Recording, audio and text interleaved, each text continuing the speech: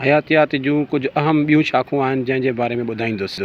मार्फालॉजी, मार्फ माना हालत, लोगोस माना ॼाण। हीअ शाख़ जानदारनि जी ॿाहिरीं हालत जे बाबति ॼाण ॾिए थी, जीअं शिकिल, कद, साइज़, बुत वग़ैरह वग़ैरह। मतिलबु हिन में जेका जानदारनि जी ॿाहिरीं ज़ाहिरी बीहक आहे उन बाबति असांखे वधि खां वधि ख़बर पवे थी पई, जंहिंखे असां छा था चऊं, मार्फोलॉजी। एनाटॉमी ॿिनि लफ़्ज़नि मां वरितलु आहे। एना माना हिसो, टोम माना टो कट। हाणे असां जॾहिं जानदार जो या कंहिं बि उज़वे जो हिसो कटींदासीं त ज़ाहिर ॻाल्हि आहे असां हुन में अंदरि वेंदासीं हलिया, यानी असां हीअ उहा शाख़ आहे जेका जानदारनि जे अंदरनि हिसनि बाबति या उज़वनि जे अंदरनि हिसनि बाबति ॼाण ॾिए थी पई। असांखे ख़बर आहे त सेल जानदारनि जो बुनियादी हिसो आहे। हाणे साइटोलॉजी ॿिनि हिसनि मां वरितलु आहे। साइटोज़ या काइटोज़ माना सेल, लोगोस माना ॼाण। हीअ जीव घरनि जे बाबति ॼाण ॾिए थी पई।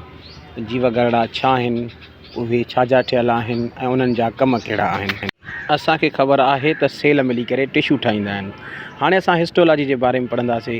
हिस्टोलॉजी ॿिनि लफ़्ज़नि मां वरितलु आहे। हिस्टोज़ माना टिशूज़ या तांदुरा, लोगोस माना ॼाण। हीअ शाख़ तांदुरनि जे बाबति ॼाण ॾिए थी पई। तांदुरा छा आहिनि, जेके सेल मिली करे तांदुरा ठाहींदा आहिनि, इन्हनि खे सिंधीअ में ओॼा पिणु चइबो आहे। असांखे ख़बर आहे त टिशू मिली करे उज़वा ठाहींदा आहिनि ऐं उज़वा को न को कमु परफॉर्म कंदा आहिनि। इन जे करे फिज़ियोलॉजी ॿिनि लफ़्ज़नि मां वरितलु आहे। फिज़िक्स माना कमु, लोगोस माना ॼाण। हीअ उज़वनि जे कमनि जी ॼाण ॾींदी, जीअं अब दिलि जेका रत पंप